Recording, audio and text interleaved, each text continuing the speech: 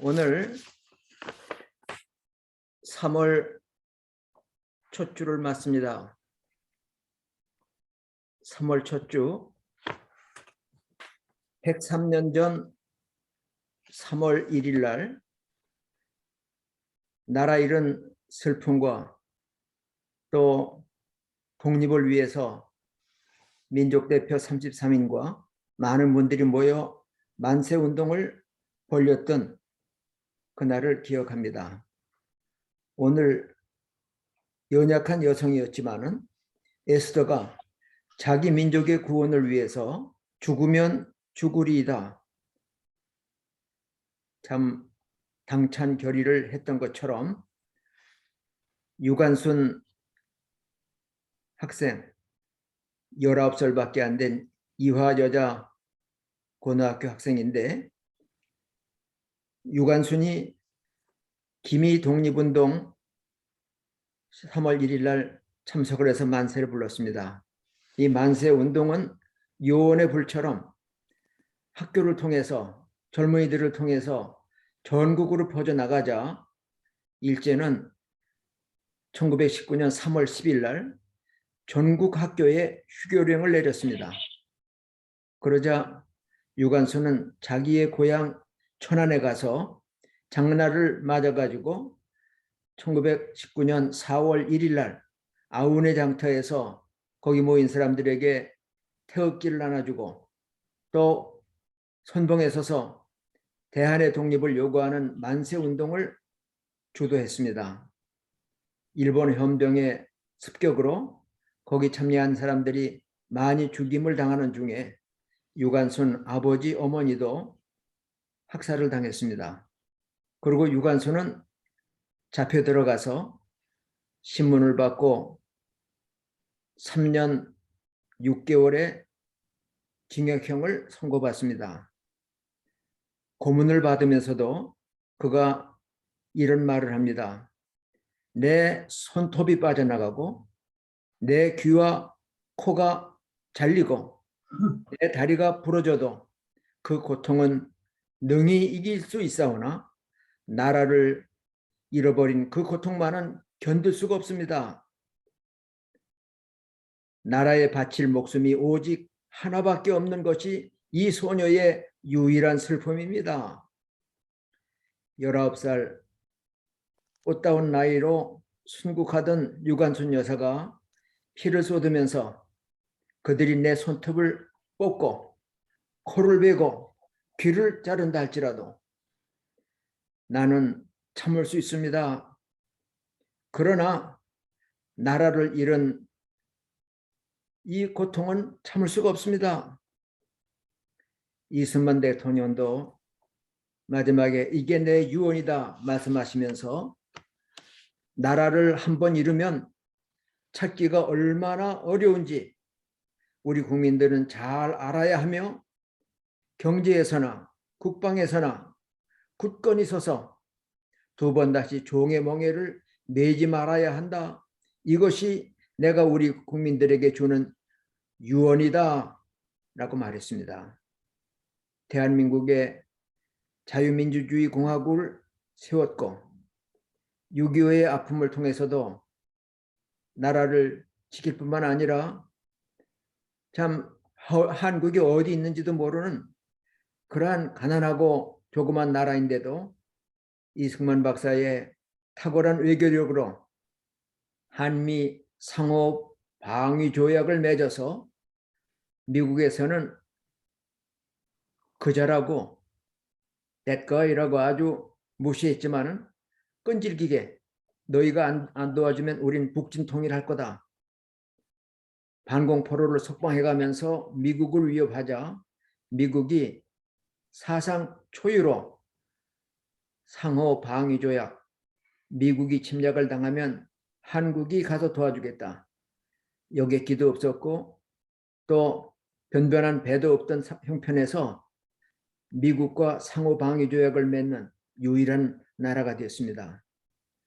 이렇게 6.25를 통해서도 16개국이 참전해서 젊은이들이 목숨을 걸고 우리 대한민국을 지켜줬고 그리고 휴전하면서도 휴전을 결사반대하며 마침내는 한미 상호 방위 조약을 체결함으로 이제까지도 미국의 핵우산 속에서 주한미군의 주둔 속에서 북한의 공산당의 위협을 당당히 견뎌내고 있는 이러한 일들이 목숨을 걸고 뭉치면 살고 해치면 죽는다. 죽음을 두려워하지 않고 나라를 위해서 일했던 귀한 일꾼들이 있었기 때문인데 오늘 본문 말씀에서도 보면 에스더라고 하는 말은 별이라고 하는 말이에요. 별처럼 빛나는 비록 바벨론의 포로 잡혀가서 노예 생활하는 가운데 있었지만은 하나님의 섭리 가운데 바벨론이 망하고 메대 파사가 건국함으로 이제 고레스 왕을 통해서 해방령을 받아 많은 사람들이 고국에 돌아갔습니다만은 아직 페르시아 땅에 남아있던 사람들, 특히 수산이라고 하는 곳은 페르시아 제국의 겨울 궁전이 있던 곳인데 수산궁의 왕비가 되어서 아하수에로 왕과 함께 지내는 에스더, 그는 유대인입니다. 그러나 그의 사촌오빠 모르드게가 어려서부터 에스더를 키웠어요. 에스더의 부모가 일찍 돌아가시는 바람에 사촌 동생을 자기 딸처럼 양육하고 또 아하수에로 왕이 분노해서 그의 처 왕비 와스디를 폐위시켰을 때 그 후에 새로운 왕비를 고를 때 에스더를 추천하고 에스더가 왕비로 이제 왕궁에서 지내게 될 때 참 어려운 일이 발생합니다. 나라는 우상 숭배로 말미암아 외국에 의해서 완전히 망했습니다. 나라는 없어지고 백성들은 흩어져 사는 중에 그 백성들마저도 위기를 만나는 일이 에스더서에서 나옵니다. 아하수에로 왕이 아각 사람 하만이라고 하는 이를 높여서 총리를 삼습니다. 아각이라고 하는 것은 아말렉의 왕 아각이 있었습니다. 이 아각은 이스라엘 백성들이 애굽에서 나와서 가나안을 향해서 진군할 때 뒤에서 약한 사람들을 치고 이스라엘을 괴롭혔던 민족이 아말렉이에요. 하나님께서는 아말렉을 쳐서 완전히 그 이름을 끊으라 한 그 아말렉 족속인데 아각 왕은 사무엘 선지자가 붙잡아 목을 뱄습니다. 그러니까 이 아말렉, 특히 아각 후손들은 이스라엘에 대한 감정이 좋지 않은 것이 사실이에요. 그런데 이 수산궁의 수위로 있는 모르드게가 왕명을 따르지 않고 왕은 누구든지 하만 총리가 드나들 때에 엎드려 절하라 그랬는데 모르드게는 꼼짝 안 합니다. 그때 절하라고 하는 의미는 우상에게 절하듯이 신적 권위를 높여서 절하라고 하는 의미입니다. 예수님께도 사탄은 내가 내게 엎드려 절하면 천하만국과 그 영광을 주리라고 얘기했습니다. 절하면 그의 종이 된다는 얘기예요. 그를 주인으로 섬긴다는 얘기예요. 모르드게는 인정할 수가 없었습니다. 하만이 지나다닐 때도 곳곳에 앉아 있으니까 하만이 매우 기분이 상합니다. 같이 있던 동료들이 너네 절하지 않냐? 왕의 명령인데. 그때 모르드게는 나는 유대인이다.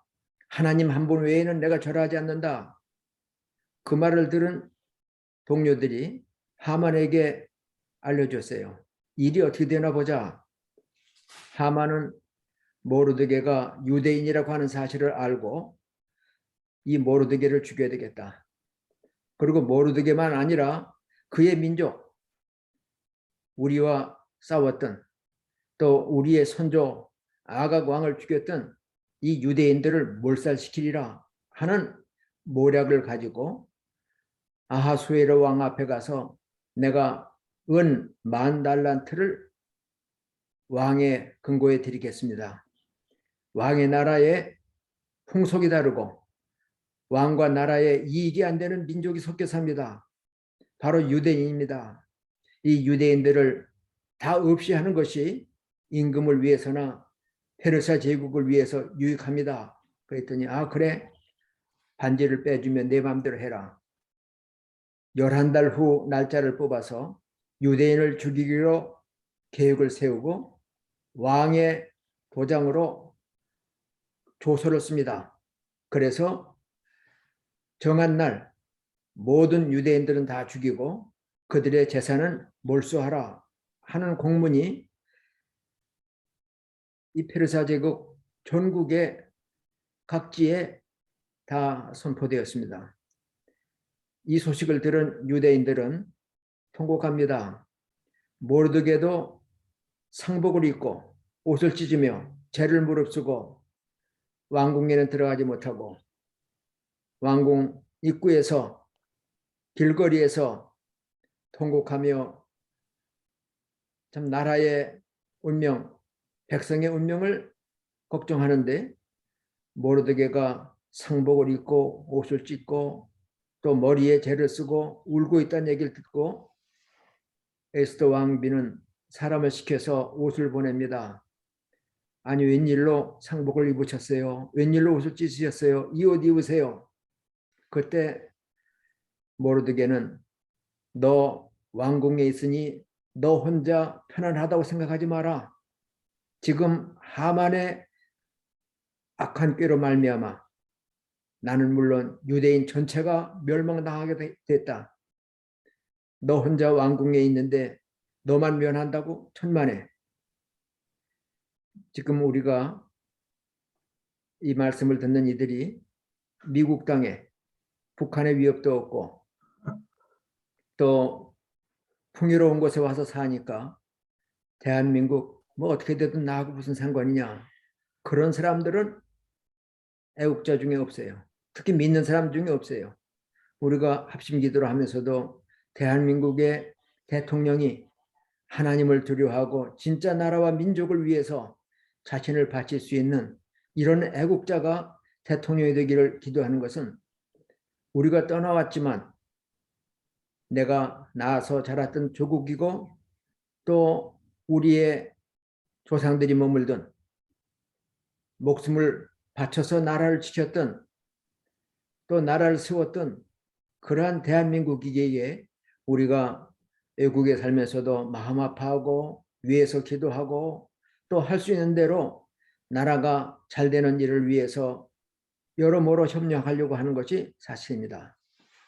모르드게는 에스더에게 내가 왕궁에 있으니 유대인 멸망당할 때에 너 혼자 면하리라고 생각하지 마라. 에스더는 왕비가 될 때까지도 지금까지도 자기가 유대인이라고 하는 말을 하지 말라는 모르드게의 부탁을 받아서 자기 민족을 알리지 않았어요. 그러니까 모르드게가 입 다물고 있으면 나머지 유대인은 다 죽어도 에스더만은 살아남을 수 있지 몰라요. 그러나 모르드게가 경고합니다. 내가 만일 이때 잠잠하면 우리 백성들은 다른 데로 말미암아 구원을 받겠지만 너와 내 아비 집은 망하리라. 굉장히 무서운 얘기로 경고합니다. 그러자 에스더가 다시 대답을 보내옵니다. 내가 왕에게 나가지 못한 지가 30일이 됩니다. 페르시아 법에 왕이 부르지 않았는데 왕 앞에 나가는 자는 누구나 죽임을 당합니다. 30일 동안 부름을 받지 못했습니다. 다만 그가 손에 잡은 그 호를 내밀면 살 수 있지만 아니면 죽임을 당합니다. 그러니 이제 모르드게요. 당신은 수산에 있는 사람들을 모아서 3일 동안 먹지도 말고 마시지도 말고 기도하소서. 나도 나의 궁녀들과 함께 3일 동안 먹지도 않고 마시지도 않고 기도하겠나이다. 이 먹지도 않는 것은 금식이라고 하지만 마시지도 않는 것은 단식이라고 합니다. 3일 동안 단식해도 죽진 않아요. 그러나 목숨을 건 기도, 아주 중요한 문제가 있을 때에는 단식하며 물도 마시지 않고 기도합니다. 지금 생사의 기로에서 에스더가 부탁합니다. 당신은 수산에 있는 유대인들을 모아서 3일 동안 먹지도 마시지도 말고 기도하소서. 나도 내 공녀와 더불어 3일 동안 단식한 후에 죽으면 죽으리라 각오하고 왕에게 나갔습니다. 얘기를 했어요. 죽음을 두려워하지 않는 것, 이게 바로 승리할 수 있는, 기적을 가져올 수 있는 놀라운 은혜가 됩니다. 1597년 9월 16일, 양력으로는 10월 26일 왜군이 쳐들어옵니다. 이게 임진왜란 후에 명나라와 함께 휴전협정을 맺으려고 했지만 여의치 않자 다시 재차 침입해온 게 정유재란입니다. 임진왜란의 연장이에요. 그런데 임진왜란에 왜구들이 쳐들어오니까 섬나라에서 오니까 배 타고 오잖아요. 이순신 장군이 거북선을 만들고 또 수군을 양성해서 그들을 물리칩니다. 그러나 조정에서는 이순신에 대한 모함이 들어갑니다. 이순신이 왜구를 물리치고 또 전라도 지방에 있는 충청도 지방에 있는 많은 사람들의 어려움을 돌보는 것은 그가 앞으로 왕이 되려고 하는核심이 있습니다. 이러한 모함이 들어가자 선조는 그의 직 3군 수군 통제사라고 하는, 말하자면 해군 참모총장쯤 된다고 할까? 직책을 몰수하고 그를 한성으로 압송합니다. 우리가 성웅 이순신 영화에서 봤던 것처럼 수레에 그 나무로 짠 그 감옥 안에 붙잡혀서 끌려갈 때 많은 사람들이 나와서 울며 아버지를, 남편을 잃는 것처럼 애통하며 이순신을 보냈어요. 이순신이 감옥에 갇혀 있는 동안에 원균이 그 자리를 차지해서 왜구를 격퇴하려다가 처참히 패배합니다. 원균이 전사하고 많은 수군이 죽고 배들도 많이 잃었습니다. 이제는 희망이 없을 때 많은 사람들이 이순신이었다면 막을 수 있었을 텐데, 특별히 선조는 이순신이 역모를 꾸미지 않나 하는 그러한 참소를 듣고 이순신을 죽이려고 했는데 영의정인 유성룡이 적극 옹호하면서 아닙니다. 그 사람은 청렴한 사람입니다. 물질만 청렴할 뿐만 아니라 나라를 위해, 왕을 위해 목숨도 버리는 강직한 사람입니다. 그런 사람 아닙니다. 사형을 시키려고 할 때 자기의 몸을 던져 이순신을 보호하고 또 원균이 패전한 후에 다시는 방법이 없을 때 유성룡이 다시 이순신을 청구합니다. 이순신이어야만 왜군을 막을 수 있습니다. 그래서 선조가 이순신을 옥에서 석방시키고 그리고는 전쟁하러 가라. 관직을 안 줘요. 백의종군, 그냥 직함도 없이 가라. 그런데 유성룡이 얘기합니다. 아닙니다. 그렇게 하면 그가 나가서 지휘할 수가 없습니다. 다시 3군 수군 통제사를 임명해야 됩니다. 그러니까 선조가 마음에 안 드니까 나가버렸어요. 왕도 없는 가운데 대신들 회의에서 이순신을 다시 복직시키고 보냈어요.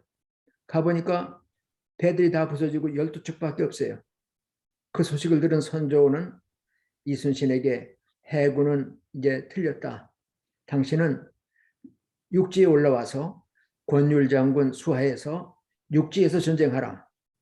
그때 이순신이 상소를 올립니다. 비록 12척밖에 없지만 신이 아직 살아있고 또 아직도 12척이 있기에 죽기로 싸운다면 이기지 못할 리가 없습니다.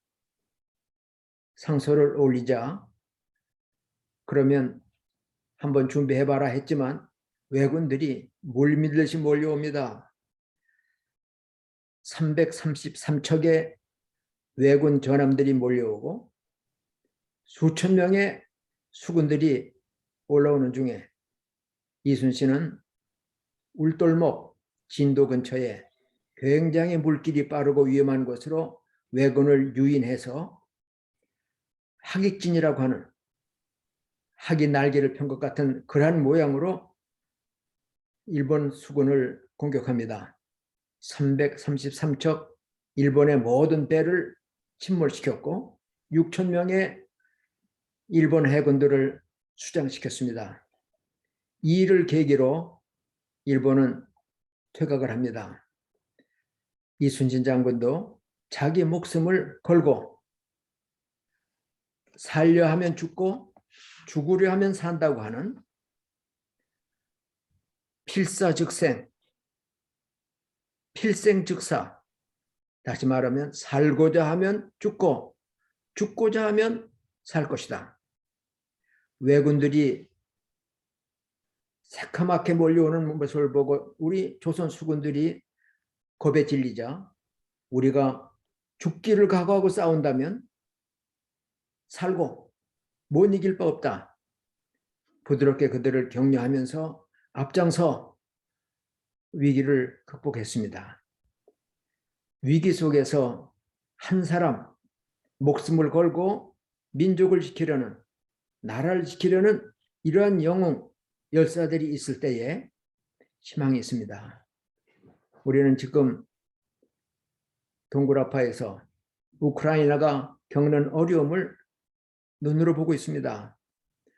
우리가 1950년에 세계에서 가장 가난한 나라고 이제 해방된 지 얼마 되지도 않은 나라가 세워진 지 2년밖에 안 되는 변변한 군대도 없고 무기도 없는 이러한 그 어려운 가운데 소련과 중국의 지원을 받은 김일성이 물밀듯 내려옵니다. 얼마나 어려움을 겪었어요. 그때 초등학교를 다니면서 학교에 붙었던 포스터가 기억이 납니다. 부산 한 군데만 조금 파랗게 남아있는데 인민군이 이승만을 탁 발로 걷어차니까 현해탄에 빠지는 이제는 이승만까지 남은 부산까지 우리가 먹어서 한반도를 통일시킨다. 그러한 그 위기 속에서 이승만 박사는 동분서주하면서 유엔군에게 참전 요청을 합니다. 유엔이 생긴 다음에 유엔기 아래에서 16나라가 참전했던 일은 전에도 없었고 후에도 없습니다. 지금 우크라이나가 공산국가 러시아의 침략을 받는데 공산당은 얼마나 거짓말 잘하는지 몰라요. 미국 CIA가 러시아 군인들이 우크라이나 국경 근처에 모이는 걸 보고 지금 침략 준비가 됐다. 푸틴이 명령만 하기만 하면 즉시 공격할 것이다. 세계를 향해서 뉴스를 날리지만은 푸틴은 아닙니다. 우리는 우크라이나를 침략할 의사가 전혀 없습니다. 우리 훈련하는 겁니다. 거짓말해요. 그리고 우크라이나를 쳐들어가고 나서도 국방장관이 하는 말이 우리가 군사시설만 정밀 타격하지 민간 피해는 없습니다. 하지만 실제로 그들이 우크라이나에 침략하고 나니까 민간 지역에 폭탄이 떨어지고 아파트가 무너지고 보육원과 유치원까지도 폭탄으로 수많은 민간 살상을 하고 세계가 규탄하는데도 영토 침탈의 야욕을 버리지 못하는데 공산당 침략을 한 번 경험했던 우리 한국이 참 같은 아픔을 느끼면서 기도하고 또 그들을 위해서 할 수 있는 게 뭐냐? 세계의 경제 제재, 러시아를 향한 제재에 우리 한국도 동참하면서 그들을 응원하고 있습니다. 참 어려운 나라. 원래는 러시아가 소련이 무너진 다음에 러시아와 국경 분할을 하면서 우크라이나에 핵무기 2,000발이 있었습니다. 굉장히 강한 군대, 강한 공군을 가지고 있었지만은 영국, 미국, 러시아가 우크라이나에게 종용합니다. 당신이 그 핵무기를 소련에, 러시아에 반납하면 우리 미국이, 영국이, 러시아가 당신 나라들의 안전을, 당신의 백성들을 잘 지킬 겁니다 하는 부다페스트 각서를 썼어요. 지금 우리 한국에서 북한과 평화협정 맺으면 전혀 전쟁이 없을 거라고, 평화만 있을 거라고 순진하게 믿는 거나 마찬가지로 그 당시 부다페스트 각서, 만일 너희가 핵무기만 넘겨주면 우크라이나의 안전과 독립과 또 백성들의 안전은 우리 미국이, 영국이 또 러시아가 지켜주마 얘기했지만 막상 러시아가 침공하니까 우리는 파병하지 않는다. 침공하기 전부터도 바이든 대통령은 만일 러시아가 침공하더라도 우리는 파병하지 않는다. 아주 일찍이 손을 껐어요. 그러며 오히려 우크라이나 대통령 제렌스키에게 미국으로 망명하라 하니까 제렌스키가 공개적으로 말합니다. 망명이 아니라 무기를 주십시오. 그러며 일국의 대통령이 국군 통수권자가 최일선에서 군복을 입고 소총을 들고 군인들을 지휘합니다. 우리가 목숨을 걸고 나라를 지키자. 뿐만 아니라 전임 대통령까지도 총을 들고 일선에 나섭니다. 그리고 장관했던 사람이, 현역 국회의원이, 또 프로 권투 선수 챔피언이, 여러 사람들이, 국가의 지도자들이 뒤서지 않고 앞장서면서 우리가 앞장서서 나라를 지키겠다. 이 백성을 지키겠다. 나서면서 용기 있게 저항하자 러시아는 주춤합니다. 세계에 있던 우크라이나 유학생들이, 젊은이들이 이러한 그 고국의 어려움을 보고 나서 고국행 티켓을 끊습니다. 공항에 우크라이나 젊은이들이 모여서 우크라이나 비행기를 탑니다. 사람들이 거기 가면 위험한데, 죽을 수도 있는데, 그랬더니 위험한 거 그거 나라를 위해서 당연히 감수해야 됩니다. 또 나이 많은 사람으로부터 젊은이까지 우크라이나 국내에서 모기가 모자르니까 화염병을 만들고 도끼를 들고 칼을 들고 러시아 군인들을 맞섭니다. 서방 기자들이 묻습니다. 두렵지 않습니까? 했더니 뭐가 두려워요? 두려워할 건 러시아 놈들입니다. 푸틴 물러가라. 근데 러시아 군인들 중에 우크라이나에 침략했다가 포로된 사람이 하는 말이 우린 훈련인 줄 알았어요. 전쟁인 줄 몰랐어요. 푸틴이 속였거든요. 우린 지금 훈련 중이라고. 그러면서 어느 날 갑자기 진격하다 보니까 전혀 전쟁 나갈 준비도 각오도 없이 전쟁에 임하게 되니 오히려 러시아 군인들이 사기를 입습니다. 그리고 부대적으로 항복하는 부대가 생길 정도로 우크라이나인들이 참 목숨을 걸고 대통령으로부터 장관이, 국회의원이, 또 젊은이들이 몰려드는 모습을 보고 세계가 우크라이나의 편에 서겠다. 비록 군인은 못 보내지만 무기를 보내겠다. 원조를 하겠다. 그리고 어제 미국 대통령은 폴란드에 있는 비행기를, 공군 비행기를 그 우크라이나에 지원할 것을 검토 중에 있다 얘기를 하고 있고, 미국에서 참전용사 1,000명이 우리가 우크라이나에 자원병으로 가겠습니다. 폴란드에서 여러 군데에서, 일본에서도 많은 사람들이 자원병 간다고 그래요. 우크라이나 헌법에는 외국 사람들도 군대에 지원할 수 있도록 법이 돼 있대요. 그리고 이런 그 지원병들이 외국에서 올 때는 비자 없이 우크라이나에 들어올 수 있도록 지금 문을 열어놓고 있다고 그래요. 세계가 러시아를 향해서 금융 제재, 그리고 개인들에 대한 제재, 또 그 IT 계통에서도 러시아를 압박하는 일들이, 또 대기업들도 러시아에서 철수하면서 러시아를 압박하고 있는데, 러시아 큰 도시에서도, 모스크바를 중심한 큰 도시에서도 반전 시위가 일어납니다. 몇천 명씩 잡아넣지만은 계속해서 푸틴 물러나라, 전쟁 끝쳐라, 러시아 군인들을 빨리 우크라이나에서 빼라. 러시아 국내에서도 반전 데모가 있고 세계 곳곳에서도 우크라이나를 응원하고 있는데, 오늘 본문에 나오는 여기 페르시아에 남아있는 유대인들은 전혀 구원의 소망이 없습니다.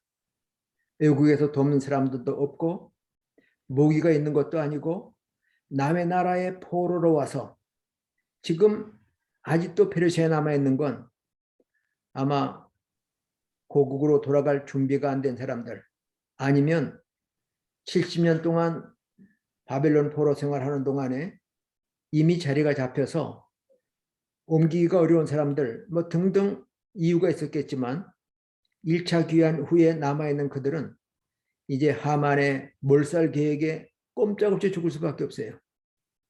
외부의 지원도 자신들의 무기도 준비도 없어요. 그러기에 죽으면 죽으리다.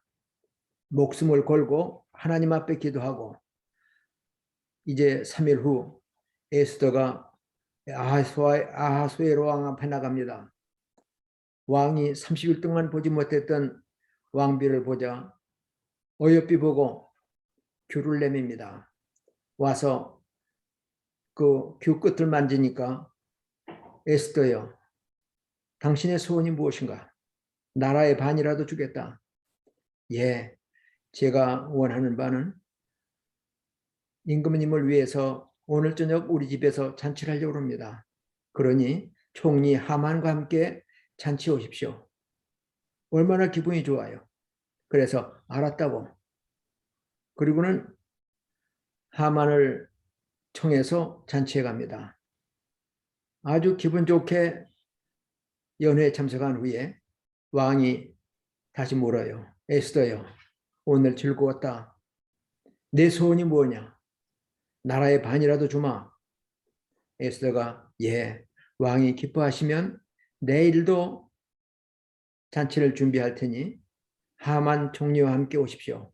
그러면 그때 제 소원을 말씀드리겠습니다. 아, 그러려고. 그런데 하만이 퇴청하다 보니까 모르드게가 탁 앉아있는 게 얼마나 기분이 나쁜지 집에 와서 부인과 친구들하고 의논합니다. 오늘 왕비가 큰 잔치를 열고 왕과 나만 초대했다. 얼마나 기분이 좋았는데 나오다 보니까 왕궁 수의실에 모르드게가 빳빳이 앉아있잖아. 얼마나 마음이 상하는지 기쁜 마음이 다 사라졌어. 그 말을 듣자 아내와 친구들이 그거 뭐 걱정하십니까 총리가? 높은 나무를 달고 하만 거기다 목을 매십시오 했더니 아 그래야 되겠구나.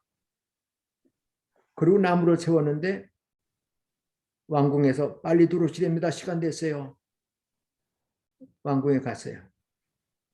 가니까 아하수에로 왕이 묻습니다.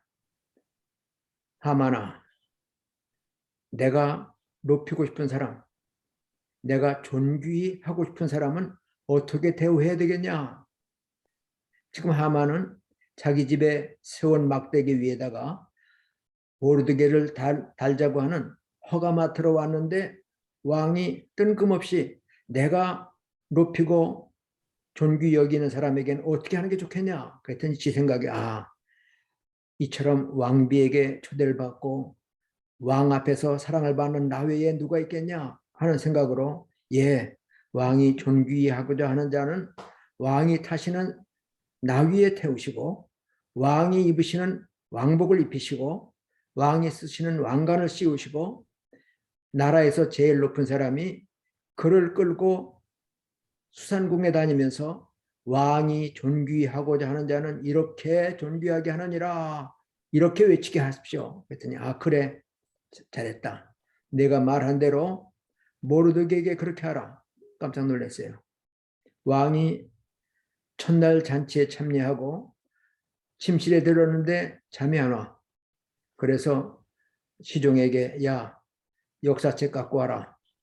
그리고 역사책을 읽다 보니까 자기를 죽이려고 하는 암살 음모가 있었는데 모르드게가 그것을 알려서 왕이 목숨을 구했다. 그게 기록되어 있어. 그 왕이 물었어요. 아니, 내가 지금 기억이 잘 안 나는데 그 모르드게에게 무슨 상을 내렸냐? 아닙니다. 모르드게가 암살 음모가 있는 걸 에스더한테 얘기했더니 에스더가 모르드게 이름으로 왕에게 알렸어요.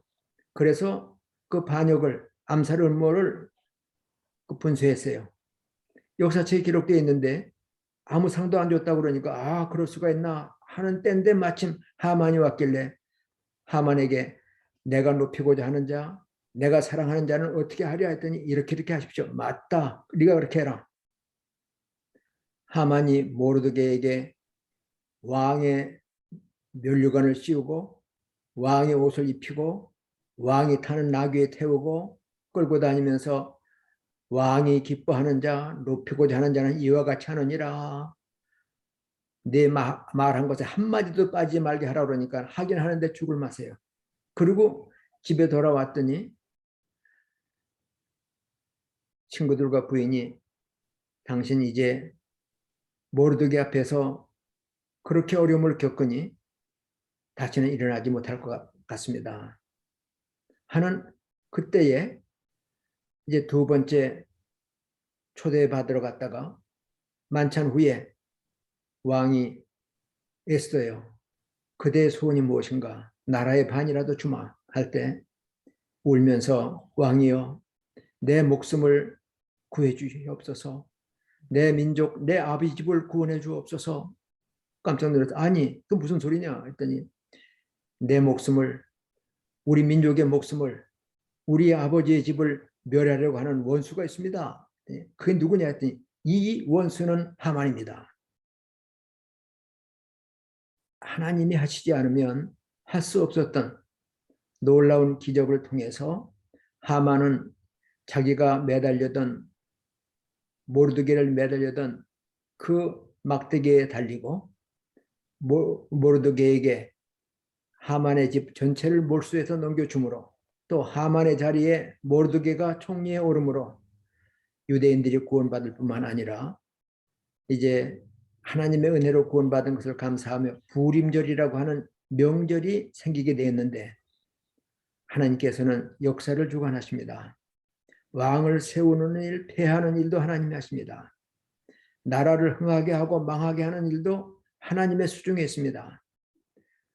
페르시아에서 망할 수밖에 없었던 남아있는 유대인들이 구원을 받은 것도 죽으면 죽으리다 하는 각오로 또 모르드게와 함께 수산궁에 있는 유대인들이 3일 동안 물도 음식도 마시지 않고 먹지 않고 목숨을 걸고 기도한 까닭에 하나님께서 그들을 구원하셨습니다. 우리 대한민국도 19살의 꽃다운 나이지만 내가 나라를 위해 바칠 수 있는 목숨이 하나라고 하는 것이 진정 슬픕니다. 하던 그러한 애국적인 열사들이 있었기에 대한민국이 하나님의 은혜 가운데 일제의 억압에서 벗어날 수 있었고 6.25의 참상 속에서도 하나님을 두려워하고 민족을 사랑하던 이승만 박사와 또 애국적인 많은 분들의 희생과 헌신으로 나라가 지켜져 왔습니다. 이제 대한민국은 또다시 사느냐 죽느냐 하는 어려운 위기에 봉착합니다. 중국에, 북한에 이제 잘 보이면 우리가 안전할 것이라고 하는, 마치 러시아의 푸틴이 우리는 우크라이나를 침공할 의사가 없습니다. 군사훈련하는 겁니다. 해놓고 침략했듯이. 6.25 전쟁 때에도 남북 평화 협상하자고 겉으로는 평화를 얘기하면서 몰래 기습해서 공격했던 공산당처럼 지금도 공산당들은 말하는 거와 행동하는 게 전혀 믿을 수가 없어요. 이러한 그 위기 속에서 아마 여러분들도 같은 기도 내용으로 기도하고 계시죠 합니다. 저는 대선을 앞두고 한국이 좌편향으로 기업이 운영해 나갈 수 없을 만큼 좌편향된 노조가, 또 교육계에서도 전교조를 중심으로 한 대한민국의 건국 자체를 부정하면서 나라를 위해 일한 분들을 폄훼하면서 오히려 간첩을, 공산당을 대한민국의 건국 공로자라고 또 애국자라고 추모하는 이러한 이상한 분위기 속에서 이제 이 대선을 통해서 우리나라의 운명이 가름되겠구나 하는 마음으로 기도할 때마다 하나님, 한국에서, 미국에서 좌파와 코로나가 속히 물러가게 하옵소서. 미국도 좌파가 언론계도 또 예술계도 정치계도 장악하고 있으므로 참 어려움이 많습니다. 한국도 그렇습니다. 아마 주님 오시는 날까지 어둠의 세력들이 빛을 향해서 미워하고 공격할 겁니다. 요한복음 1장 5절에 있는 것처럼 빛이 어둠에 비추되 어둠이 깨닫지 못하더라, 또는 이기지 못하더라. 어둠의 세력이 빛을 대항합니다. 이러한 좌파, 하나님을 부정하고 인본주의적이고 또 적그리스도적인 공산세계가 자유세계를 침범하고 대한민국을 다시 노예국가로 만들려고 하는 이 위기 속에서 에스더 같은 사람, 죽으면 죽으리다. 유관순 같은 열사, 이순신같이 죽으려 하면 살고 살려 하면 죽는다. 목숨을 걸고 나라와 민족을 위해 헌신했던 이러한 애국자들, 이러한 분들의 기도와 수고를 통해서 하나님이 우리나라를 여지껏 지켜주시고 붙잡아 주셨습니다. 이제 우리가 미국에 살지만 모르드게가 에스더에게 한 말 그대로 너는 왕궁에 있으므로 홀로 면하리라 생각하지 마라. 내가 왕후가 된 것이 바로 이때를 위함이 아니냐. 우리에게 건강을 주셨고 생명을 주셨고 자유를 주셨고 또 물질을 주셨다면 나 혼자 우리끼리 먹고 마시고 즐기라고 주신 게 아니라 이것을 통해 하나님께 영광을 돌리고 우리에게 주신 기회와 생명과 건강과 물질을 하나님이 기뻐하시는 선한 일에 또 조국의 발전을 위해서 우리가 헌신하고 봉사해야 하지 않겠나. 이제 몸은 미국에 왔지만 저와 또 함께 기도하시는 오늘도 31차 구국기도회가 있다고 그러는데 얼마나 감사한 일인지 몰라요. 에스더가, 모르드게가 인간의 힘으로는 할 수 없었지만 온 세계를 지배하시는 만군의 주 여호와 앞에 간구할 때 기적은 일어납니다. 우리 대한민국이 세계의 복음을 전하는 제사장 국가로, 그리고 러시아와 중국과 북한과 일본과 이 강대국 사이에 끼어 있지만은 하나님의 은혜 가운데 또 청교도의 신앙을 가진 미국의 건국 정신을 따라서 한미동맹을 통해서 우리나라가 계속 부흥하고 발전하며 세계 복음을 전하는 귀한 사명 잘 감당할 수 있도록 함께 우리 기도하고 우리에게 주신 기회와 또 우리에게 주신 지위와 모든 것들을 하나님의 영광을 위하여 하나님이 기뻐하시는 일을 위하여 바치고 헌신할 수 있는 이런 삶이 있기를 부탁하고 축원합니다. 기도하겠습니다. 고마우신 아버지 하나님, 에스더가 홀로 왕궁에 있으면 면하려 생각하지 아니하고 죽으면 죽으리라는 각오로 하나님 앞에 기도하고 왕 앞에 나갔기에 자기는 물론 민족을 구원하는 부림절의 축제가 있었던 것처럼 우리나라가 위기에 있을 때마다 귀한 애국자들이 열사들이 목숨을 걸고 나라를 위해 민족을 위해 수고했기에 또 특별히 그중에 하나님을 믿고 두려워하는 귀한 주의 종들이 있었음을 감사하며 이러한 일들이 세계에 흩어져 있는 우리 한국 목사님들, 선교사님들의 기도와 소원이 하나님 앞에 응답되기를 원합니다. 이제 3일 후에 나라의 운명을 가름하는 대선이 있는데 온 국민의 마음속에 경각심을 일으켜주시고 북한에서 금년 들어 벌써 8번째나 미사일을 날리며 핵강국으로서의 자기의 지위를 자랑하며 한국을 위협하는 이때 인간의 힘으로 할 수 없사오나 하나님이 여지껏 일제의 압박에서 유교의 불구덩이 가운데서 민족과 나라를 구해 주신 것처럼 이제도 우리의 기도와 소원을 들어주시고 우리 대한민국을 불쌍히 여기셔서 목회자들로부터 온 성도들이 온 백성들이 회개하고 함께 기도하고 하나님께 간구함으로 자유대한민국을 끝까지 지켜나가며 하나님 맡긴 사명을 감당하는 제사장 국가가 되도록 도와주옵소서. 예수님의 이름으로 감사하며 간절히 기도하옵나이다. 아멘. 아멘. 네, 감사합니다.